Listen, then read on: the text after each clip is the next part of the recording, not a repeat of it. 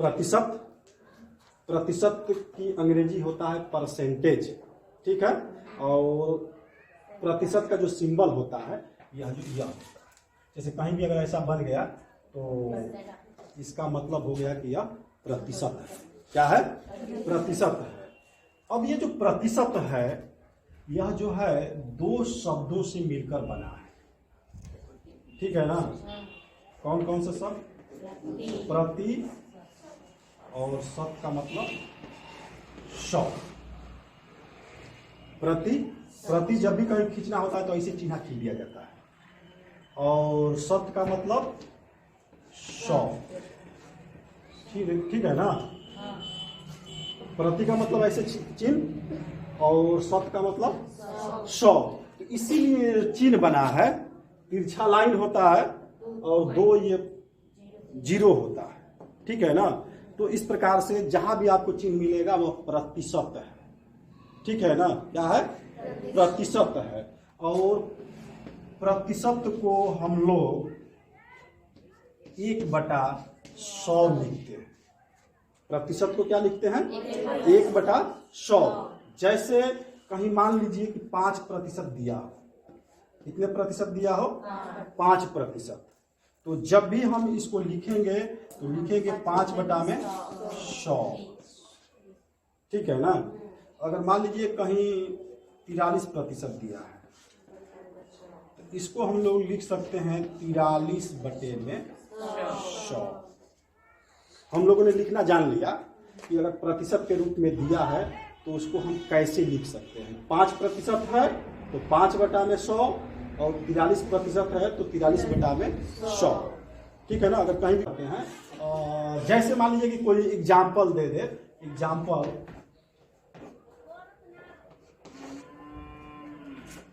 200 का 20% कितना? 40, ठीक है। आसानी से आपने बता दिया, ठीक है। लेकिन हल करना सीखते हैं। यहां से हम इसको लिख सकते हैं 200 का मतलब गुणा और 20% को हम लिखते हैं 20/100, ठीक है ना। इसलिए हम बताएं कि पहले 20% को लिखना हम लोग इसीलिए पहले सीखे हैं क्योंकि इसका मतलब आवश्यकता पड़ा है ना। अब यहाँ से देख रहे हैं कि यहाँ एक जीरो है तो एक जीरो कटा देते हैं, ठीक है ना। यहाँ एक जीरो है, एक जीरो को क्या करते हैं? कटा देते हैं। और इसको हम लोग लिख सकते हैं 2 गुणते 20 गुणे 2, क्योंकि यहाँ से 20 मिला है और यहाँ से 2 मिला है और यहाँ से 20 में 2 का गुणा करेंगे तो 40 हो जाएगा। ये हमारा आंसर हो जाएगा। यानी 200 का 20% निकालेंगे। जैसे मान लीजिए कि हम कोई माल में जाते हैं कपड़ा खरीदने, तो माल में जाते हैं ना तो लिखा रहता है 20% की छूट, कहीं बोर्ड लगा है 30% की छूट, कहीं बोर्ड लगा है 40% की छूट, कहीं बोर्ड लगा है 50% की छूट। तो जैसे मान लीजिए कि अगर हमको कह दिया कि जैसे हमको कपड़ा लेना है और उसमें 50% की छूट दिखा रहा है तो हमको छूट निकालना आएगा तभी ना उसका दाम पता करेंगे कि वह कितने का है। जैसे मान लीजिए कि हम मॉल में जाते हैं और लिखा है उस कपड़े का दाम 1000, ठीक है ना। कपड़े का दाम कितना लिखा है? 1000 और कहता है कि उसमें 50% छूट है तो हम उसको लिख लेंगे 1000 का 50%, ठीक है ना। 1000 का 50% और यहाँ से हम इसको लिख सकते हैं 1000 का मैंने गुणा और 50% का मतलब 50/100। 1000 का 50%, यहाँ से हम इसको लिख सकते हैं 1000 का हम इस गुणा और 50% का मतलब 50/100। यहाँ से हम इसको क्या करेंगे? हल करेंगे। यहाँ एक जीरो से जीरो कट जाएगा, दूसरे जीरो से दूसरा जीरो कट जाएगा, यहाँ से 100 बचेगा और यहाँ से 5 बचेगा। यानी 100 में 5 का गुणा कर देंगे 500 हो जाएगा। यानी हमको 500 रुपये का क्या हो जाएगा? छूट मिलेगा। 500 रुपये का हमको क्या मिलेगा? छूट। किसी सामान का दाम 600 रुपया है और कहता है कि उस पर 30% का छूट है। कितने का छूट है? 30% का, ठीक है ना। तो हम इसको लिखेंगे 600 का 30%, यानी यहाँ से 600 का हम इस गुणा और 30% का मतलब 30/100। यहाँ से दो जीरो को क्या करते हैं, कैंसिल कर देते हैं और 60 में 30 का गुणा कर देंगे, 180 हो जाएगा। यानी हमको 180 रुपये का क्या होगा, छूट मिलेगा। यानी 600 में से 180 रुपये घटा देंगे और जितना पैसे बचेगा उतने का हमको क्या होगा, कपड़ा मिल जाएगा। तो इसलिए हमको इस प्रतिशत का जो अनुप्रयोग है जानना है कि प्रतिशत का अनुप्रयोग कैसे करेंगे। हम अन्य चीज़ों में भी कर सकते हैं, अन्य चीज़ों में भी हम इसका प्रयोग कर सकते हैं। जैसे अगर यह कह दिया जाए, अगर आपको ऐसा कह दिया जाए कि जैसे मान लीजिए कि हम परीक्षा में 400 में से 75% अंक प्राप्त किए हैं।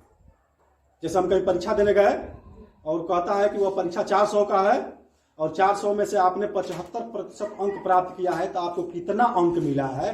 तो यहां से हम क्या करेंगे, 400 का 75% लिखेंगे और यहां से लिखेंगे 400 का मिस गुणा और 75% का मतलब 75 बटा में 100। यहाँ से देख रहे हैं कि 2 जीरो है तो आसानी से 2 जीरो को क्या करेंगे, घटा देंगे। यहाँ से हमको मिलेगा 4 गुणे 75 और 4 में 75 का गुणा करेंगे 300 आएगा। यानी हमको 400 में से 300 अंक मिला है।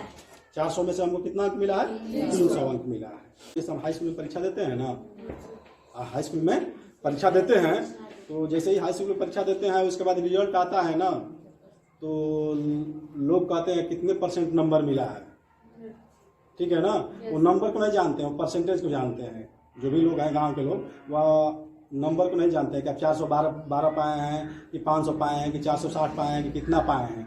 वह यह जानना चाहते हैं कि आप कितना % पाए हैं। अगर आप कहते हैं कि मेरा 80% है, 82% है, 85% है, तो लोग कहते हैं कि बहुत अच्छा नंबर आया। क्या हुआ है, बहुत अच्छा नंबर आया है। तो मान लीजिए कि कोई परीक्षा अगर परीक्षा का पूर्णांक अगर 600 का है, कितने का है, 600 का है। परीक्षा का पूर्णांक कितने का है, 600 का है। और उसमें से जो हमारा प्राप्तांक है, प्राप्तांक का मतलब नंबर पाना है। अगर मान लीजिए कि 450 पाए हैं, कितना पाए हैं, 450 पाए हैं, तो यह आपसे यह पूछा जा सकता है कि आप कितने प्रतिशत नंबर पाए हैं, कितने प्रतिशत नंबर पाए हैं। तो जैसे मान लीजिए हम कोई परीक्षा देते हैं, आपसे पूछा जाए कि आपने कितना नंबर प्राप्त किए हैं, तो आप बताएंगे कि 450 प्राप्त किए हैं। कहा जाए कि कितने में प्राप्त किए हैं, तो 600 में। तो ये जो 600 है वह परीक्षा का पूर्णांक हो जाएगा और ये जो 450 होगा हमारा प्राप्तांक हो जाएगा कि हम कितना नंबर पाए हैं। जब यह कहा जाएगा कि जो 450 आप पाए हैं वह कितने प्रतिशत है, कितने प्रतिशत है, तो हम उस नंबर का क्या करेंगे, प्रतिशत निकालेंगे। और जब नंबर का प्रतिशत निकालेंगे तो प्राप्तांक यहाँ रखेंगे, पूर्णांक यहाँ रखेंगे और उसमें 100 से क्या करेंगे, गुणा कर देंगे। यानी आपका सूत्र हो जाएगा, जो प्रतिशत नंबर, प्राप्तांक का जो प्रतिशत नंबर है उसका सूत्र हो जाएगा प्राप्तांक बटे में पूर्णांक गुणे 100। ठीक है ना। अब यहाँ से प्राप्तांक रख दिया गया है, यहाँ से पूर्णांक रख दिया गया है, इसमें 100 से गुणा कर दिया गया है। यहाँ से हम क्या करेंगे कि 2 जीरो यहाँ है, 2 जीरो इसको कटा देंगे, ठीक है ना। अब यहाँ बचेगा 6, यहाँ है 450। तो हम यह देख रहे हैं कि अभी 6 से कटेगा, ये भी 6 से क्या होगा, कटेगा। तो हम इसको 6 से कटाएंगे तो 6 में 6 और इसको भी 6 से कटाएंगे तो 6 सके 42, 3 शेष बचेगा, ऊपर से 0 उतरेगा, 30 हो जाएगा, 6 पचे 30। और इस 75 का 1 में गुणा करेंगे, 75 का 1 में गुणा करेंगे तो हमारा आ जाएगा 75%। कुछ इस प्रकार का एग्जाम्पल लेते हैं। जैसे दिया है कि किसी संख्या का 30% 60 है तो संख्या ज्ञात कीजिए। हमको संख्या नहीं पता है, हमको संख्या को क्या करना है, ज्ञात करना। तो जब भी कभी कहें किसी संख्या का, तो जब भी हमको संख्या नहीं ज्ञात है, अज्ञात है, तो उसके लिए हम यक्ष मान लेंगे। क्या करेंगे, यक्ष मान लेंगे। तो किसी संख्या का, यानी किसी संख्या को हमने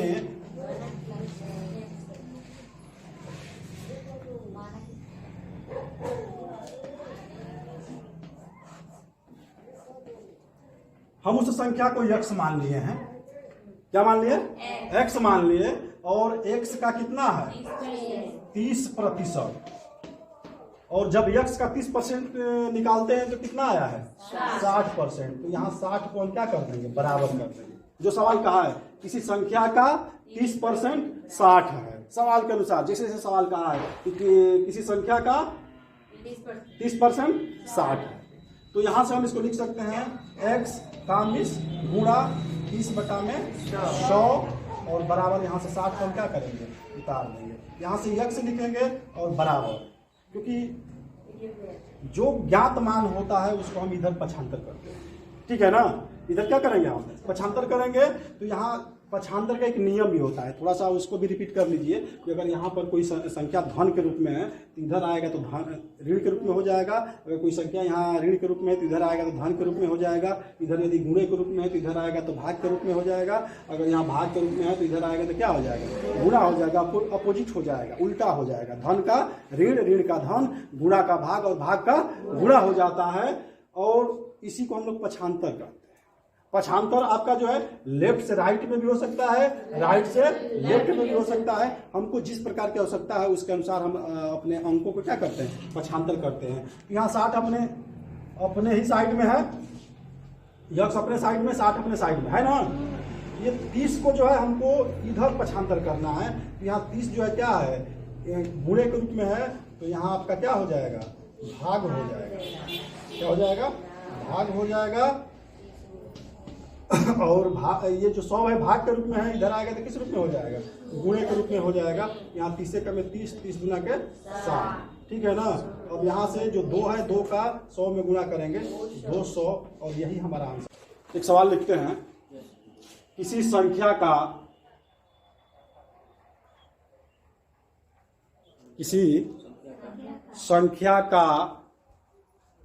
35%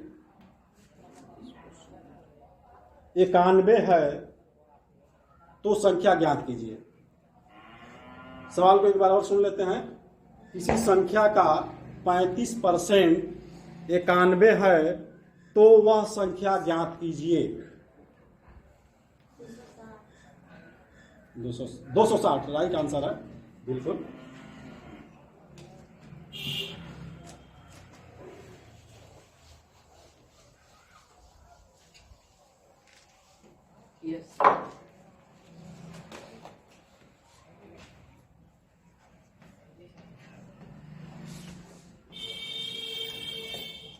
और लोगों का रहा है।